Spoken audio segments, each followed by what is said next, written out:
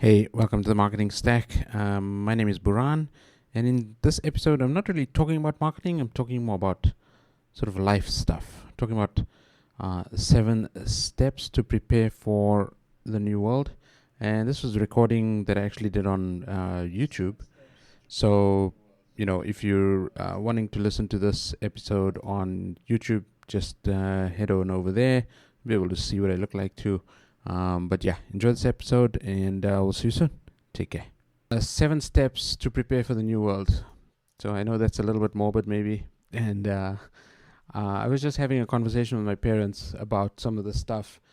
They're in their 70s and they're living across the world. I'm in Thailand, they're in South Africa. So it's a little bit of a challenging situation. So I was getting into this conversation with folks about what to do because they've got a restaurant. My dad is also a real estate broker, so he can't really do much. The country's under lockdown.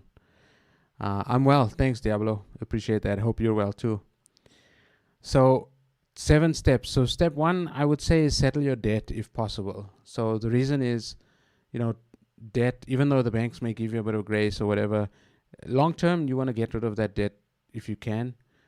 Because debt that's not business debt, so personal debt, so credit cards, home loans, that type of thing. You want to try to curb that expense. That's mainly the process there, and that feeds into step two, which is to save cash. So if you're saving cash, that means that you've got a little bit of money to survive on in terms of food and just basic essentials. If a way to save cash is to move into a smaller apartment, if a way to save cash is to not pay for Netflix, if a way to save cash is to settle some of your debt, if you've got a little bit of debt left over on a credit card, sometimes that's not possible, but it's a good thing to do, and maybe it's a responsible thing to do, because the fact of the matter is we don't know how long this situation, this lockdown, this no work, this maybe less work, or maybe unemployment, depending on what your situation is going to be.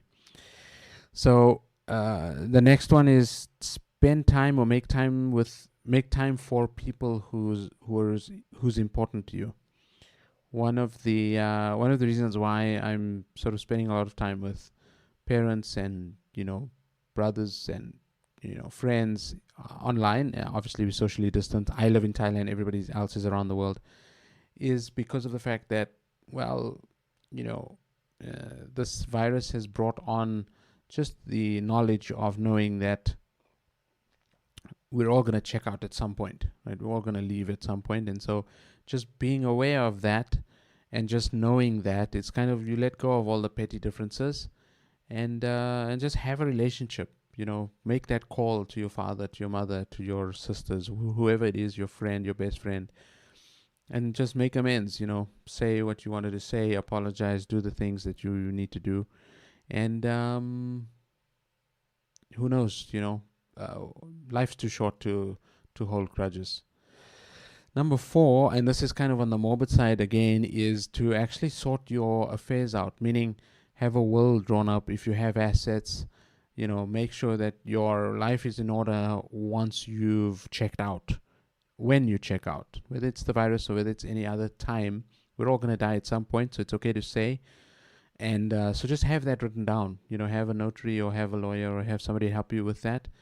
Maybe discuss the plans with your family if you need to, just so that everybody's on board. So when the day does arrive that you do check out or that somebody checks out, that you're kind of on board. You're aware of what's going to happen.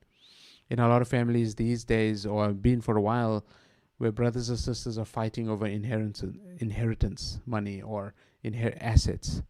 There's movies to that effect that show, kids fighting over who's going to get the car and who's going to get the house, and you don't want to be in that situation. You want to try to be prepared, responsible. You're not preparing to die, but you're being responsible so that when you do go, if you do go, when you do go, that at least those affairs are in order.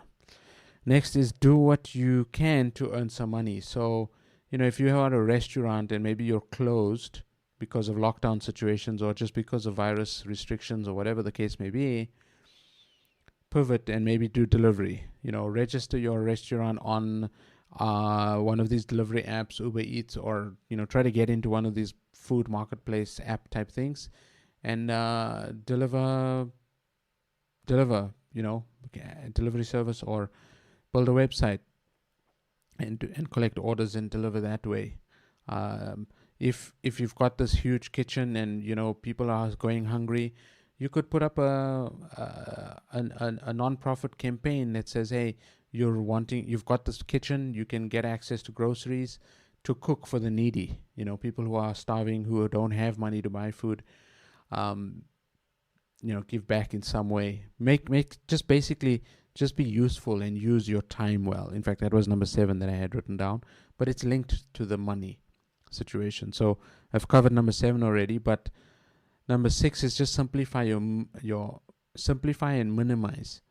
So we've got, like, if you really had to look at it, if I needed to find a little bit of money, I could sell this IKEA bookshelf, I could sell that microphone, I could donate some of these books to a school, or to somebody who's just at home looking for work, or who hasn't got anything to do. You see, I got another camera. There's another lens lying over there. I can't put my hand in the right position. There we go. So there's stuff that I could sell just to come up with a little bit of money, so that it takes care of a few bills if I need to, or I can donate that money to somebody who may need it. So in that way, one, I'm minimizing and I'm decluttering what I have, and freeing up mental space. That's what also the minimalism approach does.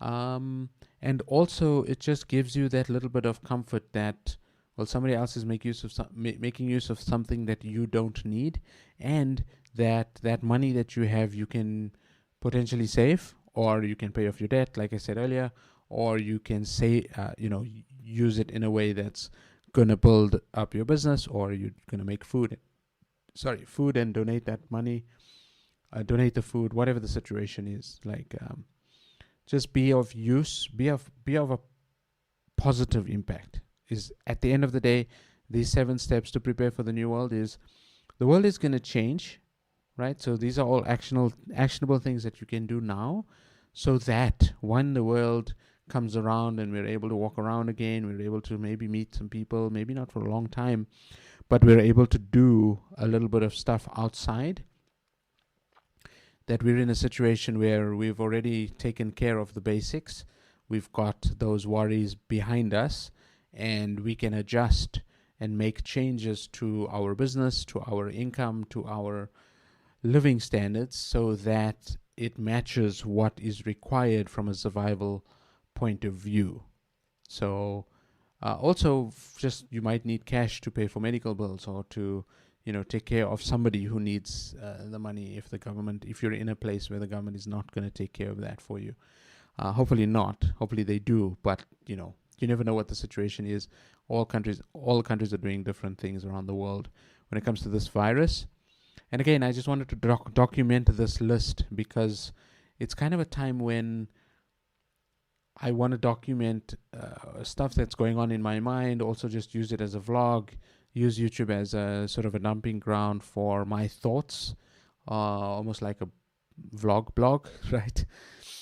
And hopefully this information is useful to some of you. It may not necessarily be marketing related, but I do want to also talk about some life lessons and some things that are going on with me that may help somebody else. So with that being said, thank you so much. Stay safe, be good, look after each other, and we'll see you in the next podcast episode. Thank you. Bye-bye.